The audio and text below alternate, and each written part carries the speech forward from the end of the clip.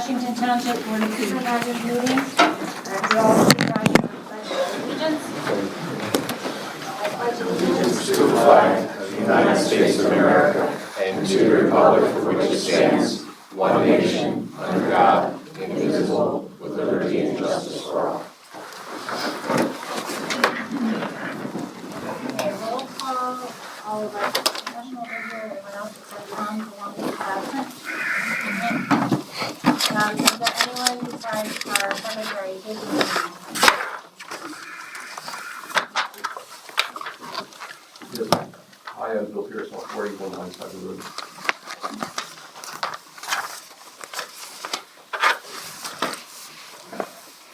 Barbara Dunn, 774. Tara Crispin, Old Route 100. And I'd like to announce that we have an executive session tonight before this meeting. The topics were litigation and personnel matter. No special requests, so public comment. Barbara Dunn. I just wanted to give feedback on the data center. So I did everything. I don't want to talk about everything, but I'll just give the highlights. But there's a lot of information that I got from, don't laugh, AI. No, it's fine. No, I mean, this is why we have the ordinance in draft form, and we have the Board of Supervisors review it, and we have the Planning Commission review it, so that we can have public input before we put it in final form and before we would advertise it, so that everybody's had a chance to discuss it. I mean, in the end, maybe you agree with some things, don't agree with others, but we're very much open to public comment and discussion, and this is the time for it. So I definitely appreciate thoughtful research on these things, and if you would like to give the highlights. Yes, I'll just hit on the highlights. The minimum size lot, although it was common in the beginning to say 3 acres was minimum, but the common acreage now is 10 to 40. Because of the noise and the sound barriers that need to be built for the generators and the frontage that needs to happen, the fencing and all of that stuff now does require at least a minimum of 10 acres, if not more. Well, that also depends on the size of the data center. Some data centers are, to use a common word, mega data centers that would require a larger lot size. Others, I mean, you're not required to zone for every business model of it. But I agree that some have 3-acre lot sizes, and I have seen some with 10-acre lot size minimums in researching these ordinances. Okay, yeah. I think it has to do with all the equipment that's going to be needed to support that data center. That's the only reason why, and I did go through and explain what that was. Some of the, power and connectivity with the 1-to-1 ratio and all of that, megawatts, and I just didn't have time to dive into that. The second thing was the minimum building setback for sensitive receptors. So now the 500 feet does align with the other townships. However, there's some additional verbiage that needs to be added to that for major highways, railroads even, hazardous plants. So there is very specific things that need to be considered for that. Then we have the accessory use. So the setup, maintenance, and controls of the generators are extremely loud. Everyone knows that. But to support a data center and all of the equipment, maybe we should think about, sound barriers and how they're installed and what kind of foundations they're on. They have rubber foundations.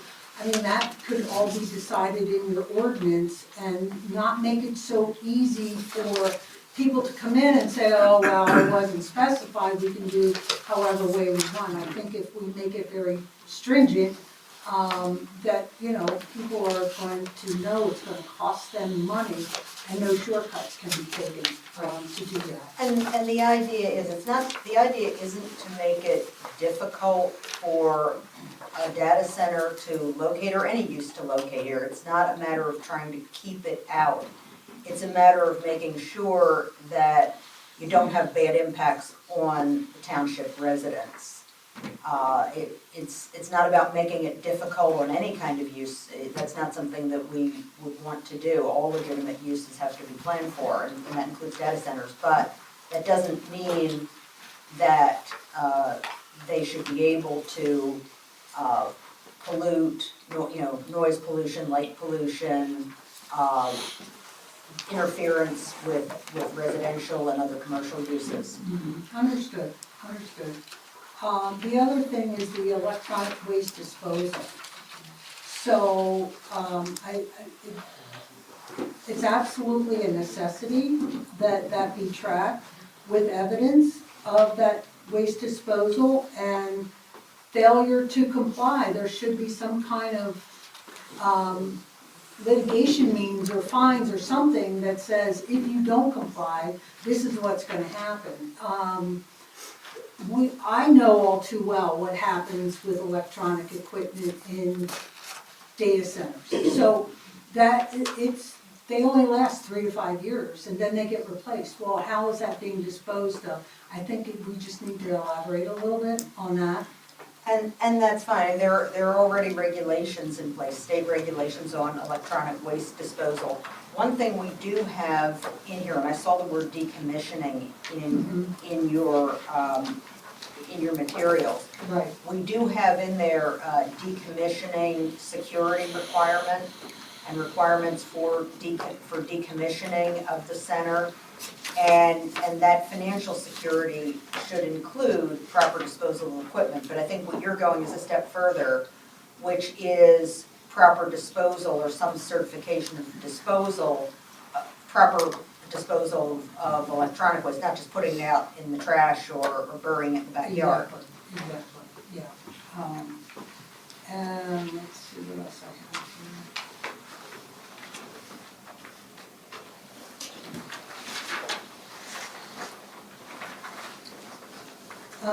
Utility supply and equipment related to electrical infrastructure.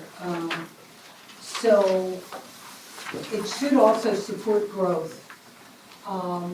It's evident that they will try to grow their data center. They typically will only do minimum, and with the thought process of growing it, so we need to consider that as well. Yeah, I mean, any business will grow, and we want it to, but again, that needs to be accommodated, and that's something we can look at.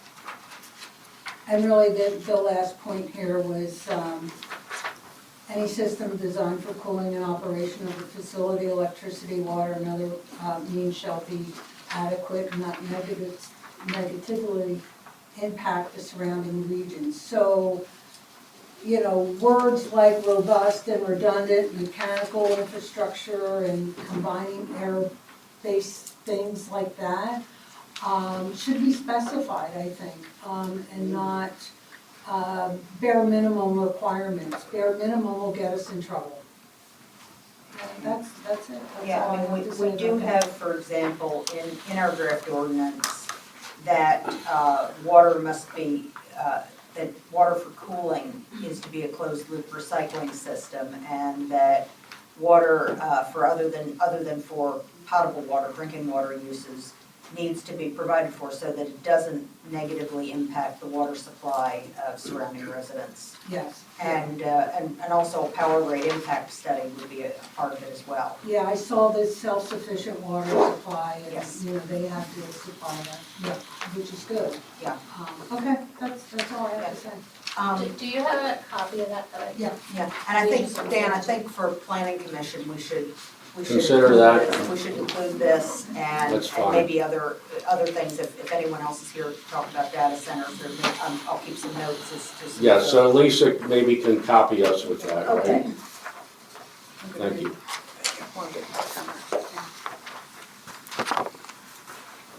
And then Barb, can I ask you another couple questions? You've done a lot of looking into things. Have you looked into, there's been a couple in the news lately, Upper Saucon?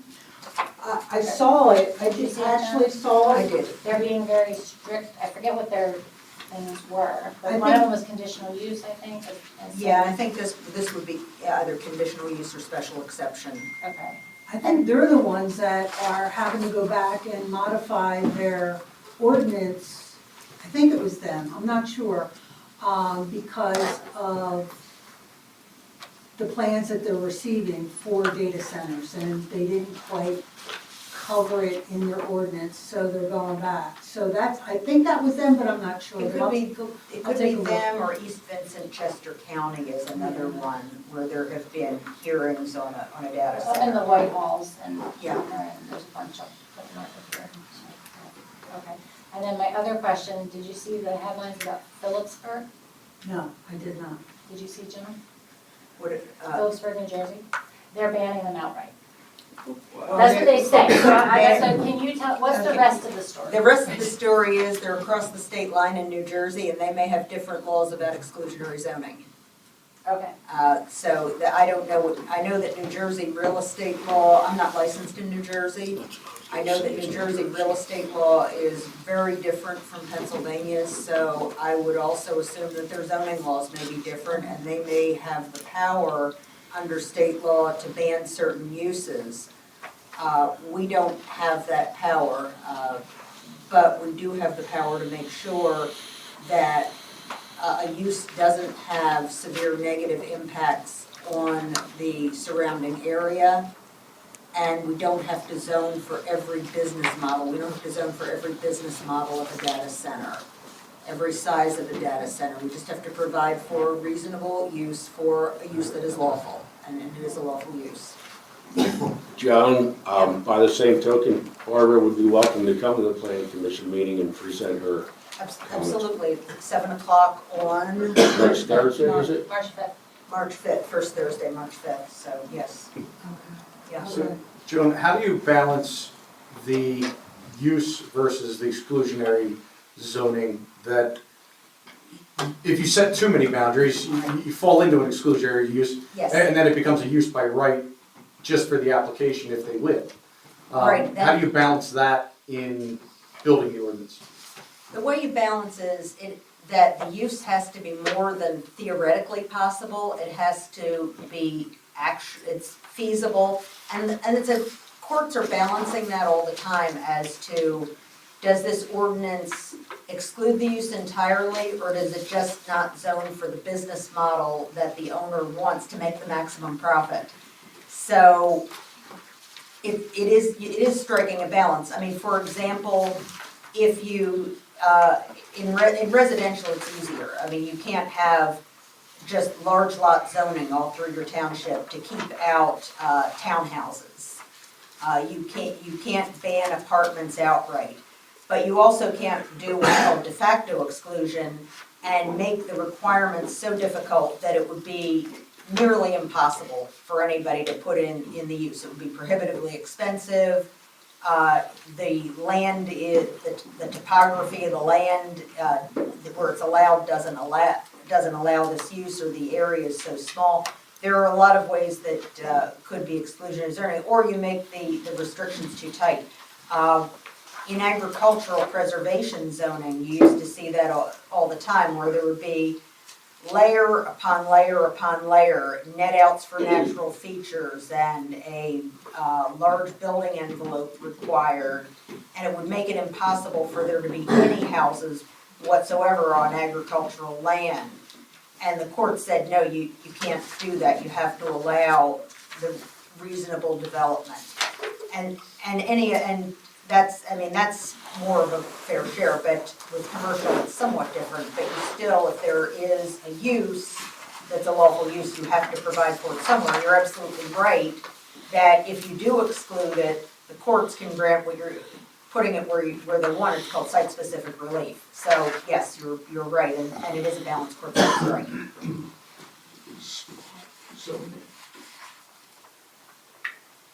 So is there a consideration for zoning specifically just for data centers then to allow that accommodation to be built only in this zoned area? Zoning is fitting the use into the right place. When zoning was first developed, it was a case in the United States Supreme Court called Euclid, I think it's Village of Amber versus Euclid Development. And they said, we have zoning, we have these laws, so people don't have the pig in the parlor. And so you can say, for example, that data centers are only allowed in certain districts where they're not going to be up against residential uses, for example. Or you're not going to have it right next to a nursing home or a hospital or a daycare center. You have it zoned the way that it's in a commercial or industrial zone. So yes, that's what zoning is. You can limit it to certain districts. And you can also have for data centers, and this is what we have in the ordinance, what are called performance standards. And you have some of them in here too, where you have to have certain setbacks, you have to have certain buffering, you have to have certain landscaping. In your case, you've added some information on sound barriers. Those kind of stormwater performance standards, if you have a lot of impervious area. All of those are added to make sure that it doesn't have a bad impact on local residents. Okay, thank you. Dan Stauffer. I've decided to reserve my comments for a later time. Thank you. Okay, thanks. Ray Hall. Yes, this is exactly the topic I wanted to talk about. I'm going to make it a little more personal. I live off of Route 100, old Route 100. G has his property behind mine, and then the data center would be right back there behind his, as far as I understand it. What is the address, please? What address? 2181, old Route 100. So. I'd like to know where that is. I'm sorry. Can you? Okay, let me put it to you this way. I have the home that used to be the old tax collector's home. Do you know where that is? Wait, Dorothy Kemp was the old tax collector. No, before that. Well, she's been It was the tax guy collector before since that. the 60s, I think. No, there was a guy who. He's like 6 Let me doors put it down to you this from. way. I'm just a few houses down from the housing development. He's just down for Sugar Maple. He's 6 doors from Gene. Okay. Yep, my house is real close to Eschbach. I've got a question for you. Okay, thank you for that. I mean, just so everyone knows, I just confirmed it with our engineer. There is no plan no plan has been submitted for a data center. Okay. It is your property where, right next to a zone where data centers would be allowed under this ordinance? Is that what you're saying? Well, I'm hearing that they were gonna put it behind his property. Okay. We're not aware of any plans for a data center. And again, no plans have been submitted. Sue, has anyone approached you? And Romney? There's some talk about an AI Right. data center. Yeah, And I mean, it's good to be talking about these things now, and I mean, because, again, we're considering an ordinance so that we are prepared when a plan comes in, but I just wanna let you know that Okay. we are not aware of any plans in the works for a data center. Maybe someone has expressed interest, maybe, All I know is my wife told me that they're talking about putting one in. okay, If that were to happen, I'd have to listen to that noise constantly. I wouldn't have a quiet night again. I understand I have the racetrack and I hear some animals occasionally, which I've gotten used to. But the thing of it is my well is only 30 foot into the ground. If that center comes in, they could just dry out my well. Then what happens? Then they'll have to pay public water or put a well in. Or I'll put a well in and then public water will come through and I would have spent all that money for nothing. well, one of the features of the ordinance as it's drafted is requiring that for cooling, the data center, and that's the major use of water with data centers, Oh, yeah. is for cooling of those large servers that are running constantly. That they would be required to use a water recycling, closed loop water recycling system for cooling purposes, Right. so that it doesn't draw down water, and that any other, non-potable, non-drinking water use, they would have to provide their own source of water, and so as not to risk drawing down neighboring wells. Okay. So that's something that in a data center ordinance absolutely would be addressed, because we know that and the concerns about power would be the prime concerns. And it's a nationwide issue. For those of you who watched the State of the Union Tuesday night, Yeah, I missed it, I'm afraid. the president brought up proposing legislation to Congress that would require data centers to provide their own power. Now, I don't know where that gets. It hasn't even, it's not even a bill that's been drafted, it's a concept. But it's something that is a concern nationally. So a lot of municipalities address that concern because of the power needs of data centers. The use is coming. There's no question that the use is coming, and we have to be ready for it to make sure that if it does come to this township, and it can, I don't know whether it would, but it can. They're being proposed around us, that we're ready and making sure that residents are adequately protected. Just like any other use, every use has negative potential impacts. Right. Whether you're, I'm right now in a township in the northern part of the county where an intensive agricultural operation is presenting problems for residents. So it can happen anywhere with any use. So the idea is to provide for it so that it's mitigated. Okay, that's, yeah, okay, thank you. Okay, thanks for all the comments. Approval of the minutes for the December 18th, 2025 meeting. We still don't have a quorum for those minutes, so we can't approve those yet. Approval of the meeting minutes for January 22nd, 2026. Any additions, corrections, or a motion to approve? I'll make that motion. I will second. All those in favor? Aye. Township reports. A motion to approve the payment of all bills for the general fund, highway aid fund, recreation fund, streetlight fund, traffic impact fund, sewer fund, and building escrow funds up to and inclusive of February 26, 2026, and to file the treasurer's report for audit. I will make that motion. Is there a second? I'll second. All those in favor? Aye. Tax collector. Township taxes collected for January, interim tax was $186.39. Per capita tax was $16.50. That was a total of $202.89.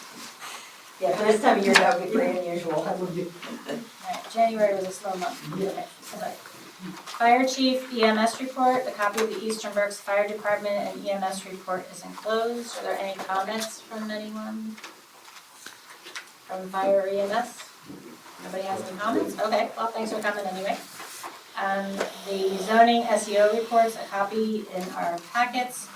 Sewer engineer report. A copy of the reports in your packet. With facilities, there's two things. Influent pump number 1, the motor failed back in December, and it's being rebuilt. There is subcab wiring is bad and needs to be replaced, and there was a cost estimate for that for $3,800. Okay, do we need a motion to approve it, or is that just in their budget? A motion. Okay.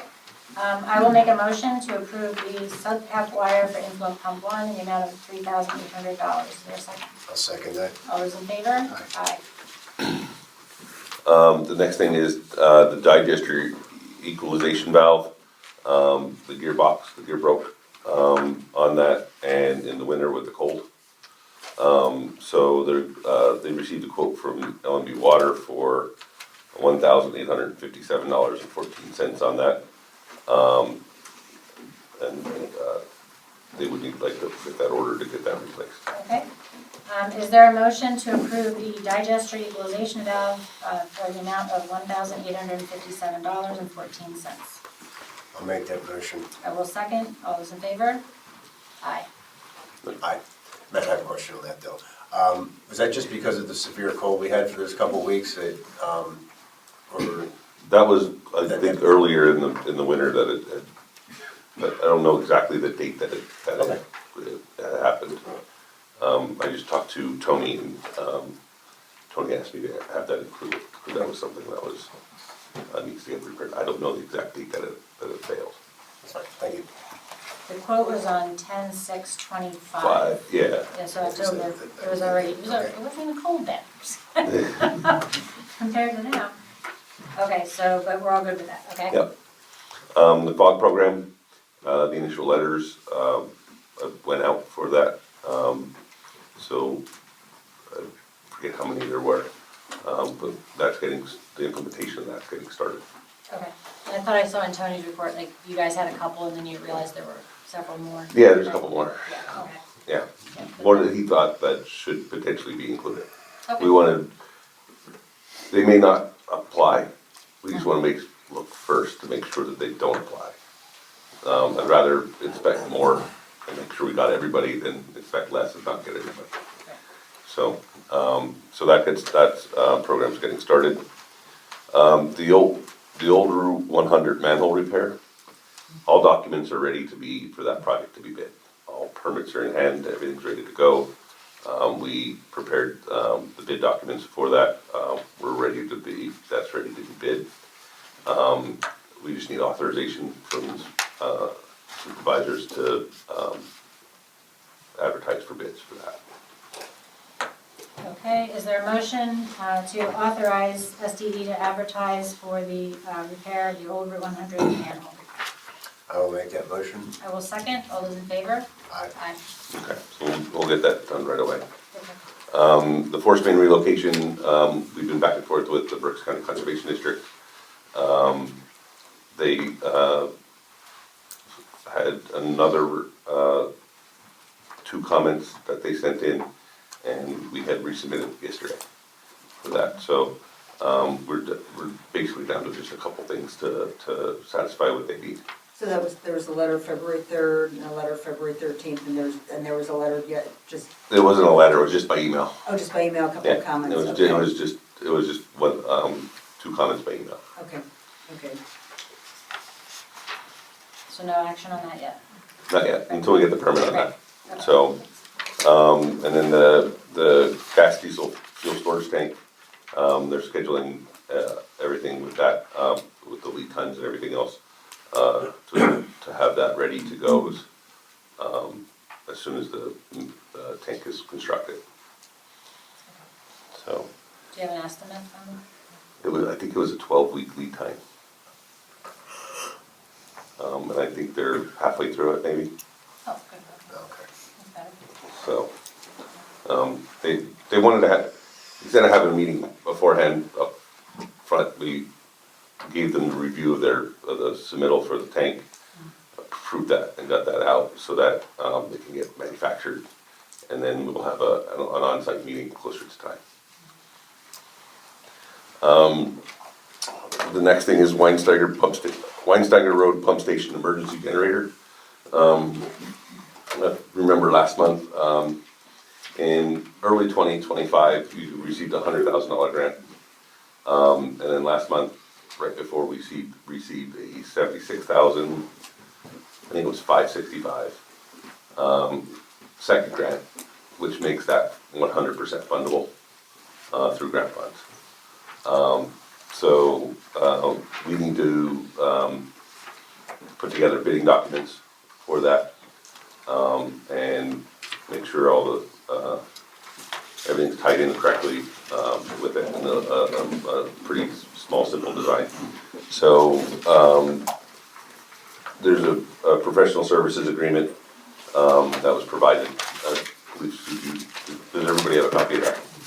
So for $17,750 for us to have the design and bidding documents for that. I just have one question on It says that you want to go with a diesel generator. Is there a particular reason you wanted to go with a diesel? Is it Diesel's the most cost effective one, cost effective? A propane would be much more expensive. much more, okay. And then is this all standard language, Joan? The professional, sir, I had reviewed it, yes. Okay. Okay, so we need a motion for that? To accept it? Is that right? They just motion to bid it, right? No, that would be for us to do design work. Okay.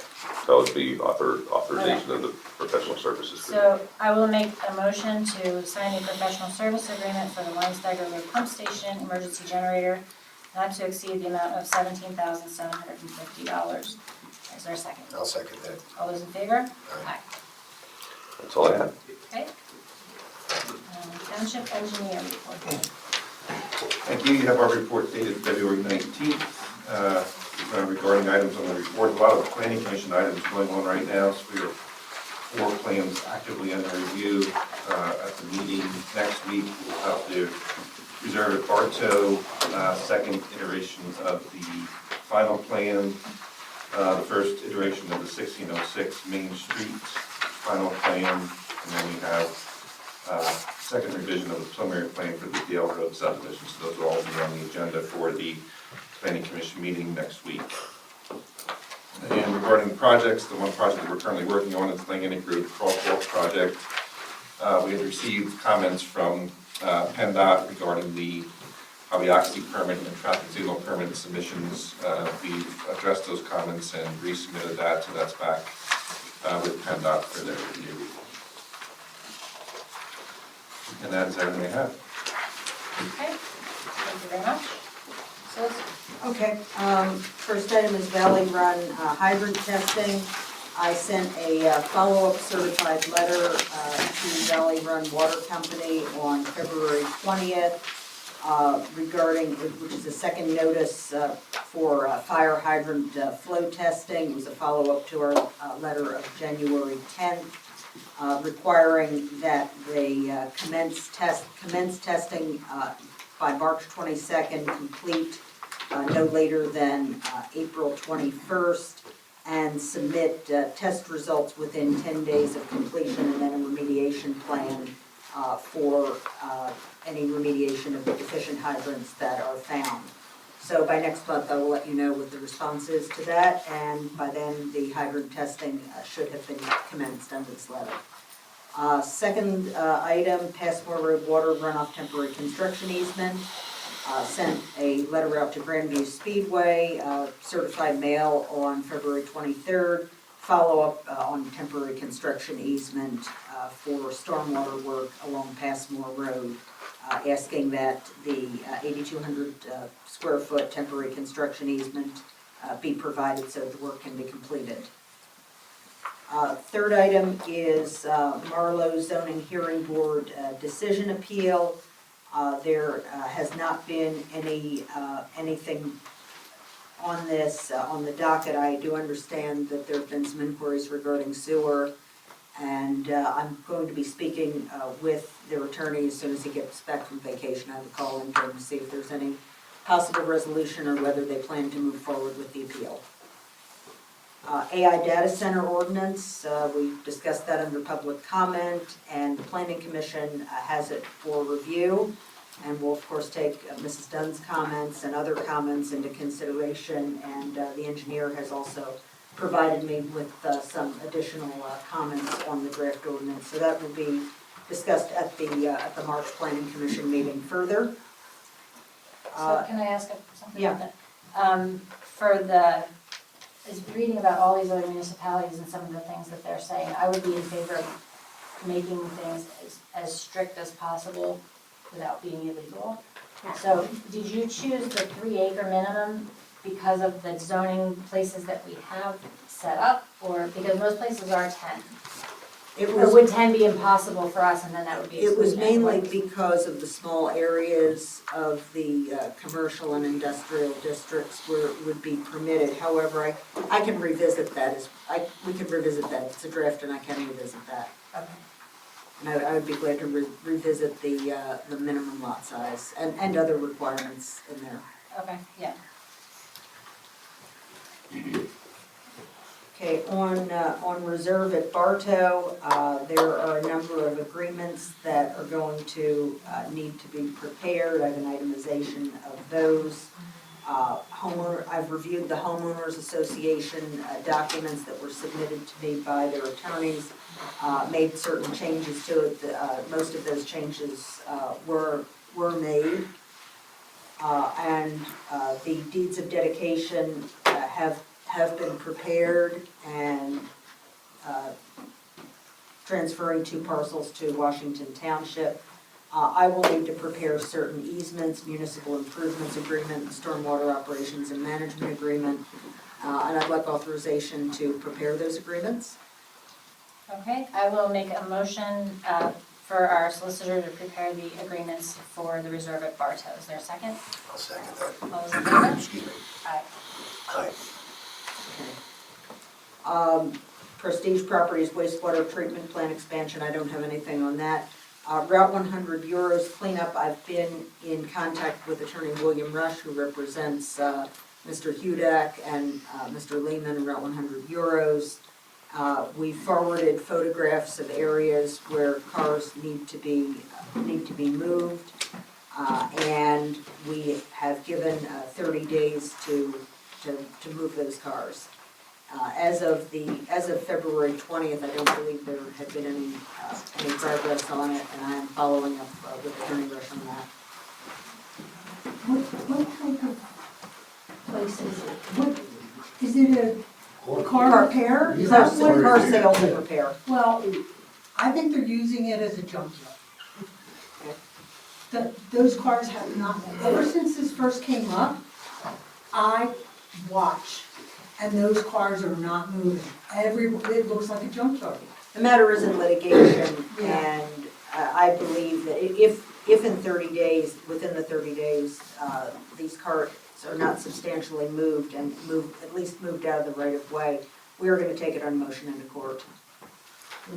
As the owner of 3 automotive repair facilities, I will tell you, the flow of cars through his lot is about what I see in all 3 of my facilities. It is very slow. The general population of the United States is very, very underfunded to be able to pay for repairs. The average person right now, if I handed them a $500 bill for brakes, cannot afford it. My one parking lot in Pottstown has over 115 cars sitting on the parking lot. What he has is not out of the norm. It's just the proximity of where it's at. There's so many eyes on it. I think the problem isn't that there are cars on the lot, it's that some of them are in the right of way of the road. That's really the problem. Is it Come on out to any one of my 3. Okay. I go through this all the time. I'm happy to take you for a walk around them. What you're going through is not uncommon. I have cars parked on streets, and we go through this with towns all the time. It's not us, it's the nature of the business and how slow, unfortunately, parts and consumers are at the moment. When he's in a similar business doing large-scale repairs, similar to what I do. It's not uncommon for me to have a car for 30 to 60 days. I mean, I'm not unsympathetic to the problem. I understand what the problem is. The concern is, for example, when snow needs to be plowed, that the cars are in the right of way, it creates a hazard having that close. We're trying to work with them. Is it East Road that they're in? Yes. They're not actually out, I mean, are they really in the way of the plows? They're in the right of way. That's the problem. Yeah. But, we're trying to work with them. Are the cars there for repair or are they for sale? Because there are laws on cars for a used car lot where they have to be on, and John probably confirms, they have to be on macadam or stone, they can't be in grass. Right, they can't be, that's correct, they can't be in grass. If they're for sale. But there are places that, some are for sale and some are there for repair. But and the idea is they need to be moved maybe to another property and just moved out of the right of way. We just want the cars in spaces for cars, that's all. Yes. We've had that in Gilbertsville for maybe 30 years with the Gilbertsville auto body and the cars that are sitting there throughout the whole area. And we tried to take them to court too, and we didn't get too far. Yeah, no, I mean, we're not looking to be the prettiness police, it's not about it, it's not about how it looks, it's about just moving certain cars back. Right. And we wanna work with them, we're not trying to be harsh about it, but we do want them moved back out of the right of way. It's a safety issue, again, it's not, we're not worried about attractiveness, that's not the concern here at all. And that's all I have. The codification project is ongoing. Okay. Parks and Rec Board. So John already gave you an update on the Niantic Road crosswalk. For the Washington Township Park Master Plan Project, the Park and Rec Board is still discussing what is the best way and time to move forward with that project. We currently have about $19,000 in funding. Project will probably cost around $40,000, so there will be another grant that will be necessary if we want to use a grant to fund it. But we'll be back. We're still talking internally about what to do with that. For the Washington Township Playground Upgrade Project, as you may remember, we were awarded a $200,000 grant back in late 2025. We have received an updated revised cost proposal from the engineer that prepared the original cost proposal, with increases in equipment costs and installation costs. It's a total of about $400,000, just under $400,000 for the project. So there will be a need for obviously another grant. I think it's going to be around, I don't have the proposal in front of me, but $199,000 grant. The Park and Rec Board is still kind of discussing the best way to move forward with that. We were looking at a DCED C2P2 grant. However, it really hasn't been finalized yet. So we'll be back in March with a recommendation one way or another on what type of grant to go to complete that project. The Bartow Community Park Master Plan Project is fully funded and the DCNR has signed off on that project. So I am happy to say that we have the kickoff meeting on April 21st at 7 p.m. That will be held here in this room. The next project. Is the public welcome to come to that? Or I'm sorry, say that again? Is the public welcome to come to that and, Yes. and listen and chip in? Yeah. Yeah, those I guess so. Those are public meetings. It's not publicized, but certainly you're more than welcome Oh, to come. you just publicized. Well, yeah, but I mean, it's not like legally, I don't think we're required to for a master plan, Okay. but we have a study committee in place, so there are members of the public that are Yeah, already I think involved. with a committee meeting, you should invite the public if it's not an executive session. No, there's nothing. Doesn't that have to be legally advertised? What? Doesn't it legally have to be advertised as a public meeting? Rec board meetings and the committee meetings do have to be advertised. They're supposed to be advertised under the Sunshine Law. Should we advertise that meeting? I would recommend it. I recommend you advertise. They were, when we did the recreation study, all of those, if you didn't meet, were always publicized. I recommend it, and under the Sunshine Law, Yeah. the agency is the quorum of the board and any committees. What's the date? April 21st Thank you. at 7 p.m. Okay. April 21st. And then Sue, I'll just have to work with you because it's not a regular meeting. So it may be a break of 2 months and then, it will be on the same kind of, what is it, the third Thursday? I'm not Third remember, but Thursday. I just know before they were just Or posted third- on our This one's a calendar online. Tuesday. Like they were Third posted, we Tuesday. just put those dates on the calendar and people saw them. Yeah, it was a Tuesday, you're right. You're right, Ron. Tuesday. Because we're supposed to come to this meeting, right? And we're gonna get two sets of No. We'll make sure we get the publish the right date. Did So you we'll be find- in the paper this week. It's not until April, well, sorry, say that again? I was gonna put it in for this week, next week, but if you're not quite sure, I'll wait.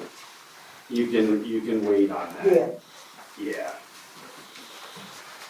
Because for some reason, Do we have all the spots filled? we do. Okay. Yeah, Because we last time have I thought there 11 was. 11 members of the study committee, but more are welcome. Anybody can come and put input in. It's the whole purpose of it. Are you sure that's a Tuesday? I'm marking it. It's a Tuesday. 21st is a Tuesday. What, 21st of what, April? Keep that. Yeah, I know, 21st, I know. yeah, it's I a just, Tuesday, it's not the yeah. date, but I'll clarify with you, okay? All right, so the Bartow Community Park Trail Replacement Project, we are just, we have a grant submitted for $151,000. Unfortunately, the DCED got back to us in late January, and there's about $16,701 that will not be covered by the DCED grant.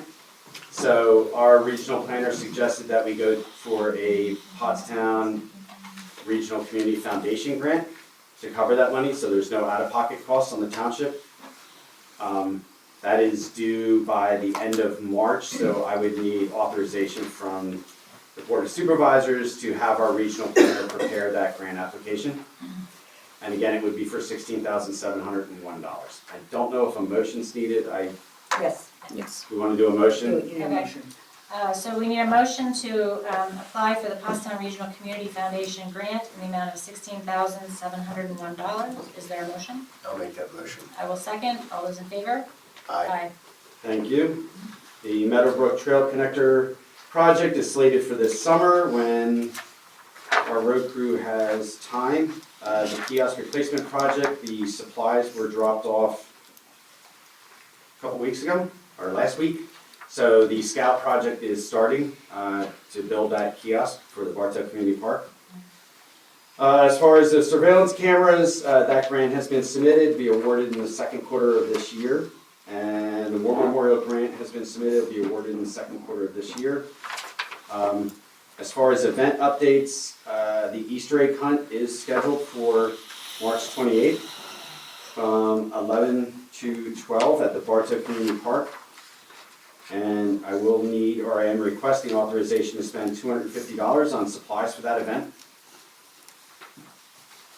Okay, I will make a motion authorizing the spending of up to $250 on supplies for the Easter egg hunt. Is there a second? I'll second that. All those in favor? Aye. Aye. And did you start advertising that yet, or what? I haven't done anything with that yet. Okay. Yeah, I told you I've been very busy Yeah, with I my know, mother, but it's in so. like, it's coming up. I will let everybody know that the Perkium and Spring Cleanup event is going to take place on April 11th. Information is available on the Perkium and Conservancy website, and everybody is more than welcome to sign up. There is going to be a cleanup event at the Washington Township Park and a cleanup event at the Bartow Community Park. And there will not be a cleanup event along Forgedale Road, the Perkium Creek, since Trout Unlimited is started to do that annually right before us. So it's kind of a double cleanup, so we canceled that unit. And that is all I have. Okay, thank you. Moving on to the Roadmaster report. Do you want to talk about the first one? Last year's budget, was budgeted for a piece of equipment for the road crew. It's an articulate big wheel machine with implements that attach and detach easily to the front of the machine. Mostly it's going to be used for loading the dump trucks for salt. Over the past 2 snowstorms, not significant damage, but some damage has occurred to the backhoe with salt coming out of the bucket, and it's getting down in the radiator, whatnot, and it's causing corrosion that is beyond reasonable limits. So I've assessed the situation. It was budgeted for last year. I think it's a good piece of equipment to have because we can use it all season long for other things. The cost of that would come to a total of $194,996. That is with the additional implements, not just the bucket. There's going to be forks and I believe one other. I'm sorry, they're hydraulic adjustable forks. So they don't have to get out of the machine to slide the forks side to side to do any work they would have to do. I believe it's going to be a good piece of equipment to have around here. And like I said, it was budgeted to purchase this piece of equipment this year. Yes, we. Okay, so we need a motion. Yes. So the amount that was, So have you checked any other dealers? Check Hawkins down there in Lineville?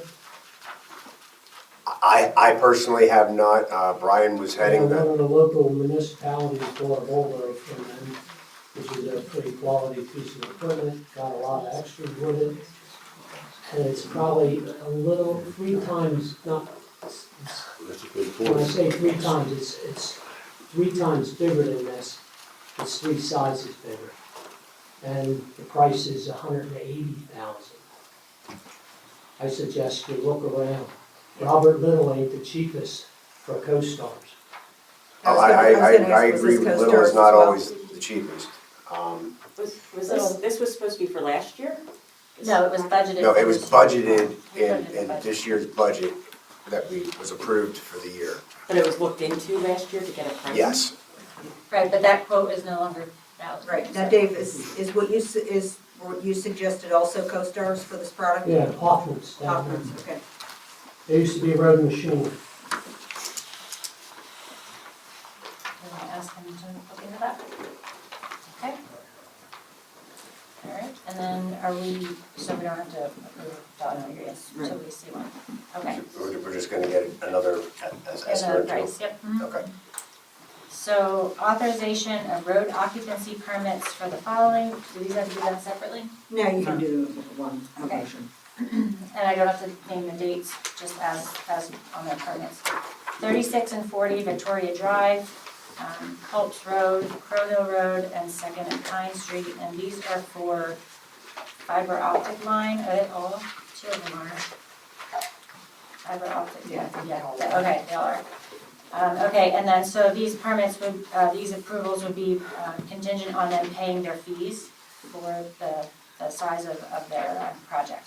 So I will make that motion authorizing those permits. Is there a second? I'll second that motion. All those in favor? Aye. Aye. Okay, and then 2026 road project. Brian is looking for authorization to obtain bids for 2026 road projects.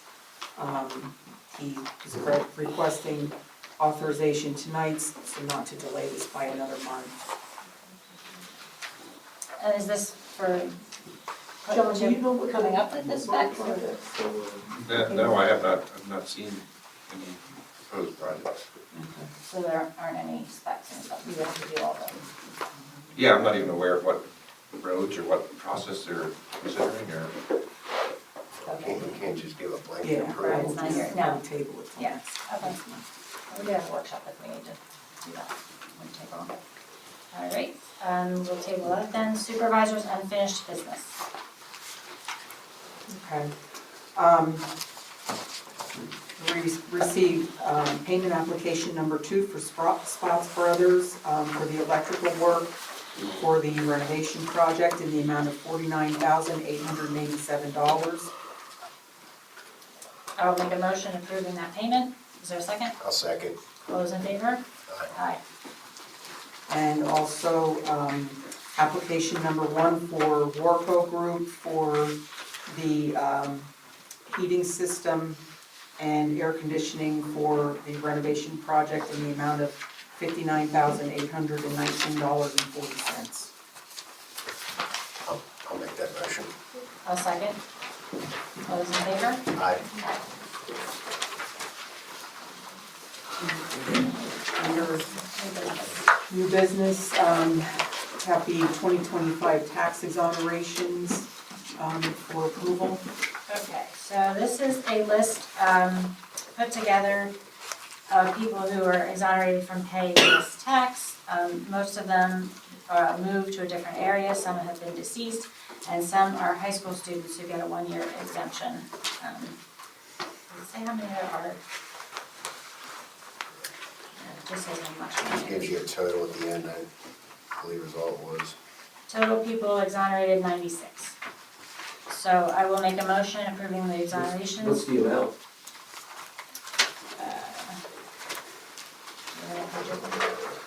The total amount is $1,440. Yeah, 1,440. Thank you. I mean, you kind of, you know, if they move, you can't, if they're deceased, you can't make them pay it. I'm just kidding. Okay, right.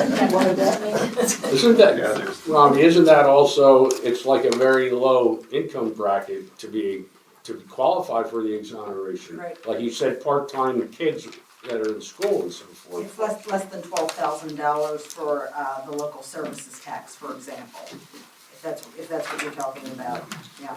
Okay.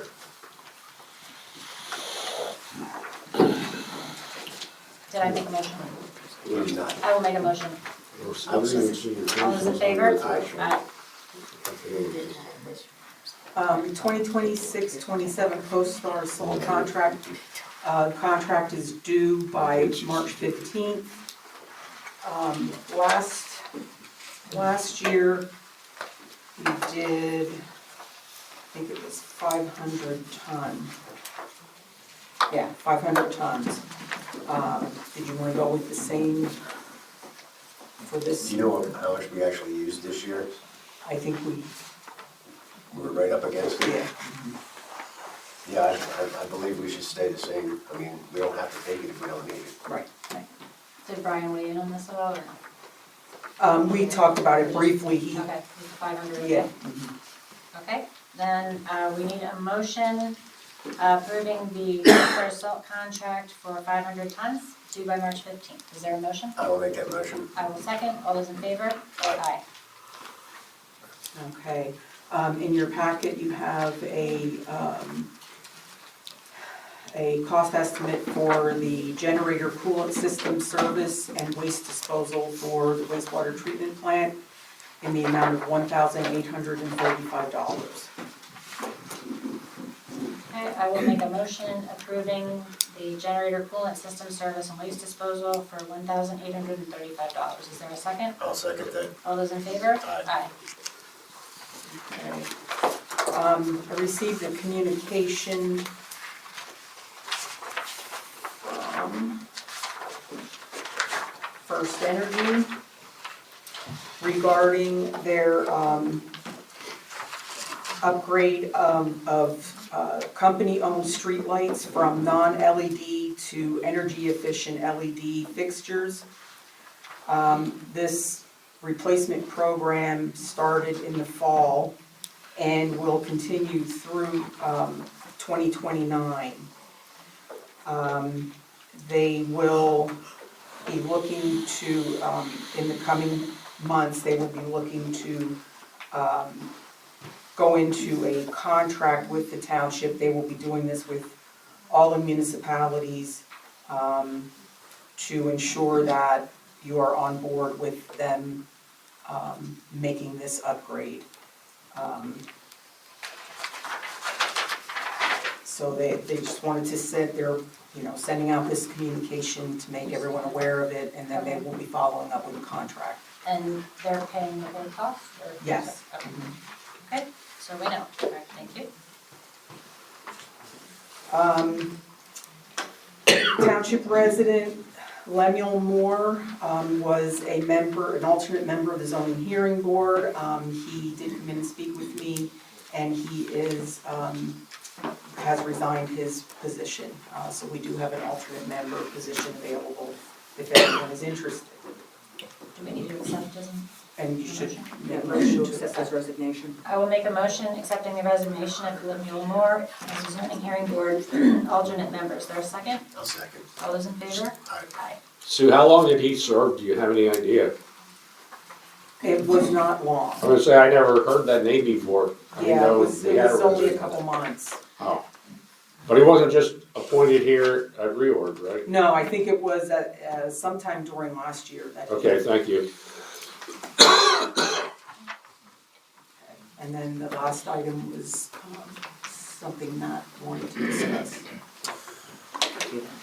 Yeah, so last meeting, Barbara Dunn brought up the issue of peeping Tom in the neighborhood down in Spring Valley Village.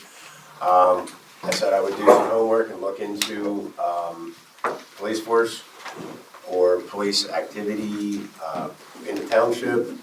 I kind of hit a bunch of speed bumps. Nobody really wants to talk to me because they didn't really know who I was. I I guess people from outside of our little township don't follow our local politics. I am still looking into it. I can tell you just by looking at other townships' outgoing expenses on that, to start up a township police force is well over $1 million for the first year, and somewhere in the vicinity of $750,000. After that, for the first year, the training and outfitting of the first officer is $100,000, and that's before he ever sits down in a car. So is that for a brand new police force? Is That would be for brand new. Brand new. Looking into surrounding areas, those are the people who didn't really want to talk to me. Even Boyertown? Boyertown? They didn't know who I was. They thought I was. Okay. Boyertown's part of Eastern Berks, right? Yes. Regional Yes. police. So Yeah. I'm going to actually go and visit and not just be a voice on the phone when they can't see who they're talking to.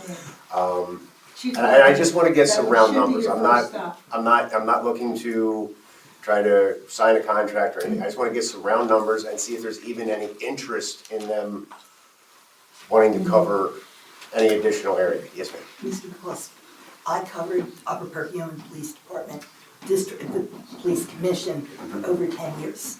They are no longer existing. Now we have Pennsburg and East Greenville. And the reason was the two mayors did not get along because in boroughs, the mayors control the police. Right. Anyway, the problem with cooperating with that, I've covered it, all I used to do is sit and listen to the money involved in it. Even with cooperation, where they share the same building, okay, stuff happens all the time.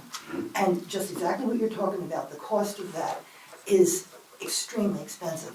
And the other thing that was shocking to me when I was writing about it is that they have to have insurances that you never even dreamed of. And it isn't just, if a cop shoots somebody and there's a lawsuit. It's if something goes wrong and the municipality gets sued. Yep. And it's hard to get those insurances because they just don't, then what happens is a bunch of other municipalities have to pool their resources to get the insurances they need. But it ends up falling apart eventually, which is what happened. I'm in Upper Hanover Township. John knows this. We have 12,000 people in several huge developments, 750 houses. And they're mostly people that have moved in from New York. Mostly they're New Yorkers. Bottom line, what's happened, they all went to police. Upper Hanover, which is a wealthy township, cannot afford it. And so what we have is state police.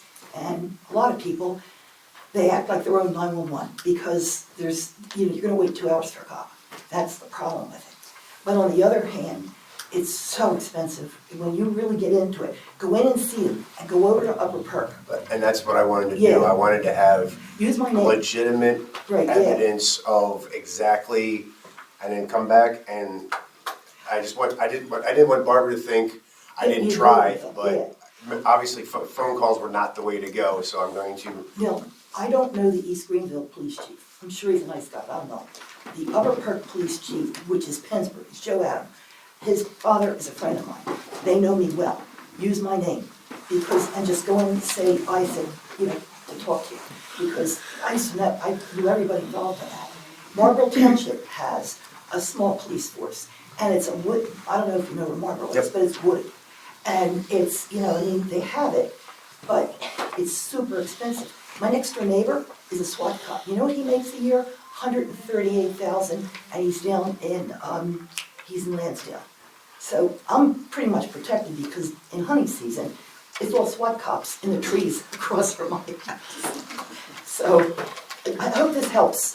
This is just life experience. Yeah, any information helps. Yeah, go see Joe I just wanted Barbara to know that nobody was not doing anything and that it's going to be a work in progress. Yeah. I have a question. Sorry. So, because I've also brought up police issues over the years, but from my understanding, does a board of supervisors, somebody from the township, have to get authorization, like a vote, to be able to reach out to other police things to get quotes on contracting with other police? On a fact finding. Anybody can call and reach out and Yeah, ask? I mean, Or does it have to be? I spoke with Supervisor McCluskey before the meeting and said, make some right to know requests for clearly public documents that have a lot of the financial information that you want. I suggested budget and the bylaws, charter, some of the public documents, minutes from the past year that will give you some idea as far as the costs and what is spent. So how do municipalities go about just asking to like get a quote? Because I'm sure they do that, but they're not just assuming of a number. So like if a municipality was serious about wanting to contract with the regional police, how do you reach out? Like what do you do to That would be most likely through the manager. Okay. And one more question.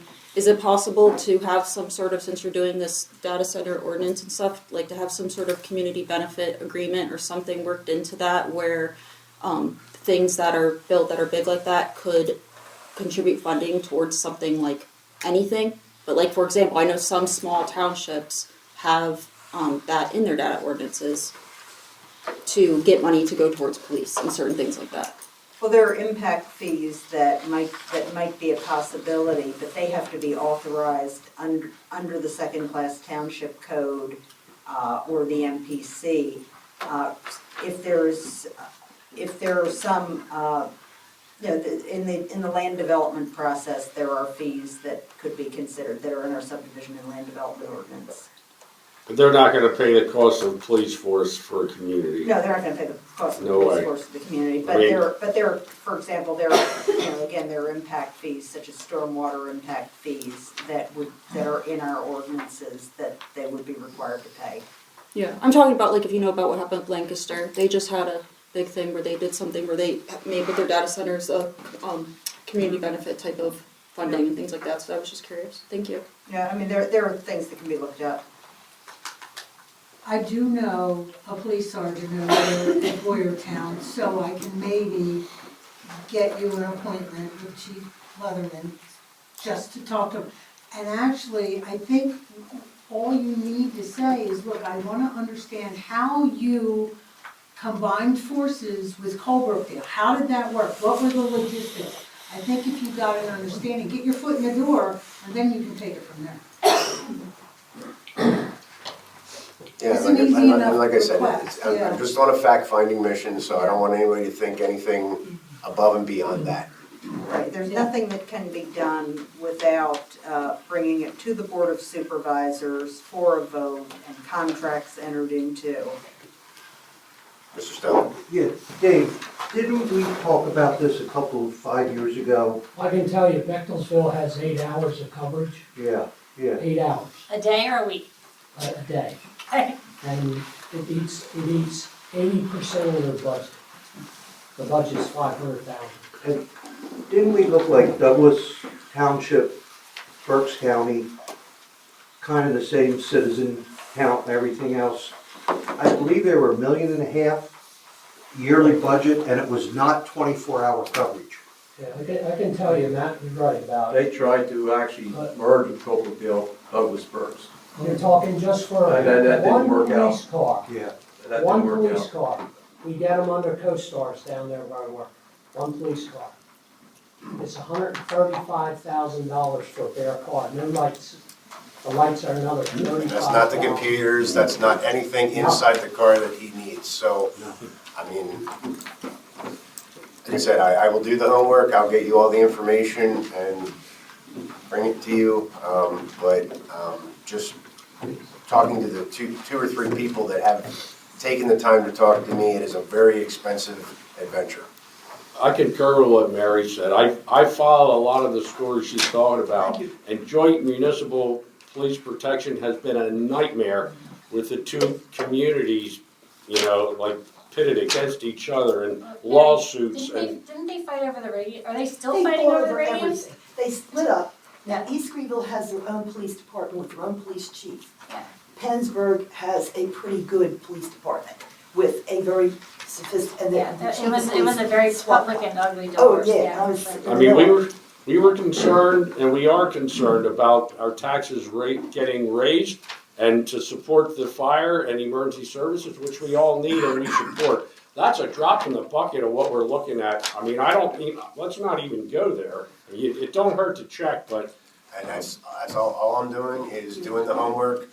okay, I that's fine. honestly think it's probably not feasible in any way, shape, or form, but I will do the homework because I said I would. Thank you. And worst case scenario, maybe we can work something out with PSP for a little more coverage. I don't know. It's all. One of my best friends was the mayor of Pennsburg, not the one that was crazy, the one that was the one that was pain, caused everything. Bottom line, my girlfriend was the mayor as well years before. She lives in a little bungalow. She's paying over $10,000 a year in taxes on it because they've got a good police department. But it is a good one. It is a good force. One thing I gotta say. You know, as far as these communities that have joint, inside that they take care of themselves, they can hire their own private police force down there. Well, they're local security, they can't. Well, it's gonna be the same thing. If you have something that's gonna be like a murder or something, you bring the state police in anyway. Correct. That's just how it works, because most of we can't afford a detective system here or nothing like that. That's just, yeah.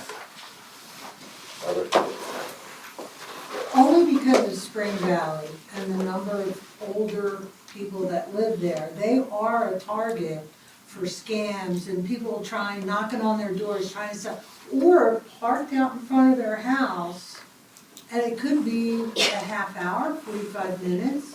By the time someone thinks, well, you know what, maybe I should call the cops, it takes them 45 minutes to an hour to get there anyway. So, I think that's the concern, and yes, we talked about the neighborhood watch and things like that, but, we're talking an average of, 75, 80-year-olds in that development, and, that's not gonna Maybe you work. should get Margaret to look for a grant for ring bells.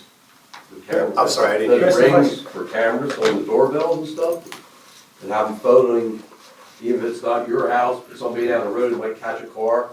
See if there's grants available to help. If you're calling the cops when somebody sits in front of your house for a half hour, come over to Fortune Road. Anybody that goes up Fortune Road stops in front of my damn house. My dogs go back snot crazy, and because people sit there and talk on their phone for 40 minutes to an hour because they lose service going up Fortune Road. The honest way I stop them, I open carry my firearm. I walk out my door with my open holster right on my chest, and people very quickly scurry along the road. That's an open carry statement. An 85-year-old man is not gonna do that. If you're sitting there for a half hour, 40 minutes, you need to be moving along. One thing I'd like to comment in regards to what Barbara said, I agree. Several years ago, you needed the state police. You were looking at 45 minutes to an hour and a half till they'd show up. However, in the last year, we needed to call the state police twice. Both times they were there in less than 10 minutes. And I commended them and I said, wow. They said, well, we now keep a patrol officer in this area like all the time. And when they said this area, I think they said like between Valley and Boyertown that they always have an officer assigned to this area. So You got lucky. So, I mean, I'm just saying, I've been impressed. I've been impressed that they were there in very short order. Yeah. Yeah, I was gonna say, they came to my house for a while. Yeah. Okay, so. I'm satisfied with the state police. Okay, so good topic, we'll revisit next month. Okay, moving on, subdivisions planning, there is none, subdivision extensions. Motion and second for the following subdivision extensions, Kate's Place from 2/25/26 to 8/24/26, I will make that motion, is there a second? A second. All those in favor? Aye. A motion for the subdivision extension, Rose Gross, from 3/4/26 to 6/2/26, is there a motion? I'll make that motion. I will second. All those in favor? Aye. Aye. Communications, a copy of the ARB delinquent account report is enclosed. Announcements, the next Board of Supervisors workshop meeting, if necessary, if we want to get that, some of these approvals going, because the bids too, if we get the details on the roads and stuff. Would You be. just say it will be for sure then? No. Oh, okay. We might, I heard he's there talking. might actually be some things to do, Other right, than that we that, would want to catch up on, yeah, so, yeah. but it would be canceled within what? 48 hours, I think? That'll be Thursday, March 12th at 7 PM. The next regular Board of Supervisors meeting will be held Thursday, March 26th, 2026 at 7 PM. Yes. Just a point of order. At the beginning of the meeting, you mentioned in executive session, your statement on the reason was just legal. It's a little too broad. It was I'll say it was, first of all, a personnel matter, personnel discussion, and also, potential litigation, threatened litigation, regarding 2213 Old Route 100. I'll just tell you what it is, and I'll even give you a status report on it, that there is we're having a conference with the property owner's attorney on March 4th, Wednesday. So that was the subject of the executive session. Okay.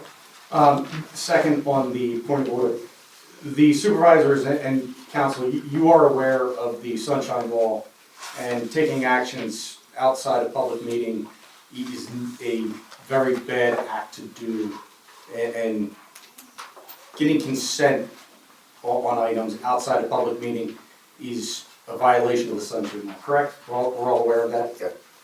Okay. Can I ask what you're referring to, Joe? I got an email on a pending open records request with the state of Pennsylvania. Council requested authority to get approval from the Board of Supervisors to enter into mediation. That took place on Friday at 4:45 PM. On Monday, at approximately, I think it was 11 AM, the approval was granted by the Board of Supervisors from Council to the Office of Open Records with no public discussion. So, did you discuss that and provide authorization to do so to Council without public meeting, or did Council do that on their own? First of all, it's not a decision that would require, it wouldn't require any kind of deliberation anyway. However, it's a moot point because the Office of Open Records didn't entertain mediation. Okay, but understanding that the sunshine law, if you're willing to do that for a matter inconsequential, any action taken is supposed to come before a public meeting. Council advising you to do so is wrong. That's correct, Joe. I'd like to add, the open meetings law states that all agency business discussions must take place in a meeting open to the public, as well, of course, as any decisions. And that's been further defined by case law to include telephone conversations, in person, and email. So we want to make sure that no one's engaging in contacting the supervisors to make decisions, outside of open meeting, because it has been going on. I'm just making sure that you guys were aware of what the sunshine law was, or if you take the courses.